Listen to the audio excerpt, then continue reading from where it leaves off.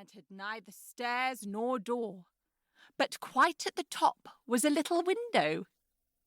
When the enchantress wanted to go in, she placed herself beneath it and cried, "Rapunzel, Rapunzel, let down your hair to me."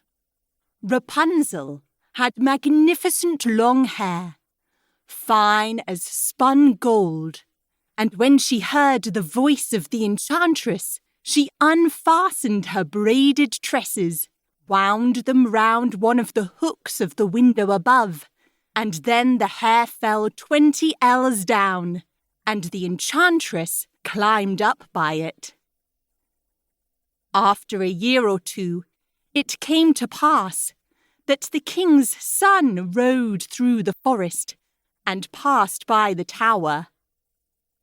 Then he heard a song which was so charming that he stood still and listened. This was Rapunzel, who in her solitude passed her time in letting her sweet voice resound.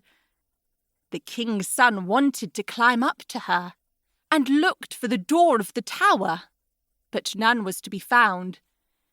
He rode home, but the singing had so deeply touched his heart that every day he went out into the forest and listened to it.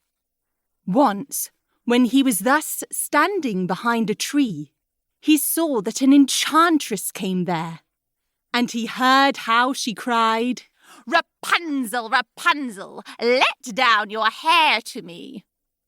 Then Rapunzel let down the braids of her hair, and the enchantress climbed up to her. "If that is the ladder by which one mounts, I too will try my fortune," said he.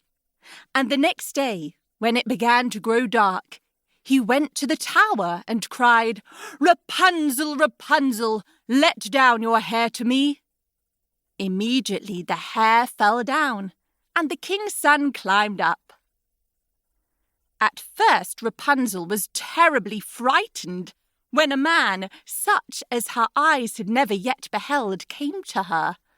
But the king's son began to talk to her quite like a friend, and told her that his heart had been so stirred that it had let him have no rest, and he had been forced to see her.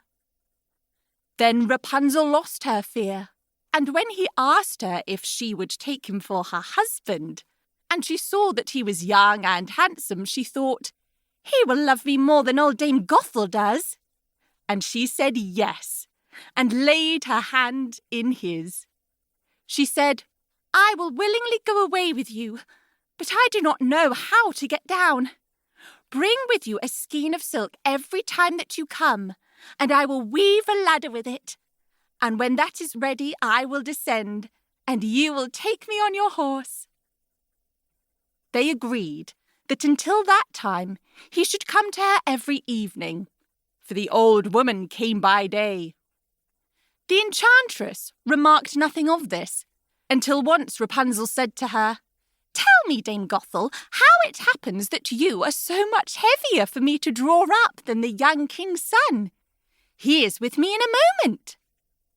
"Ah, you wicked child," cried the enchantress. "What do I hear you say? I thought I had separated you from all the world, and yet you have deceived me."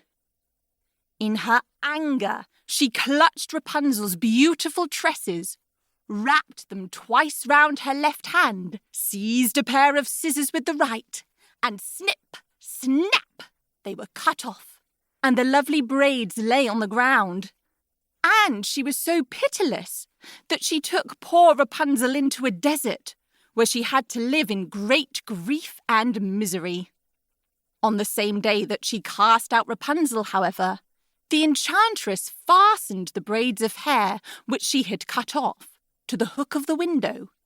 And when the king's son came and cried, "Rapunzel, Rapunzel, let down your hair to me," she let the hair down. The king's son ascended, but instead of finding his dearest Rapunzel, he found the enchantress, who gazed at him with wicked and venomous looks. "Aha!" she cried mockingly. "You would fetch your dearest, but the beautiful bird sits no longer singing."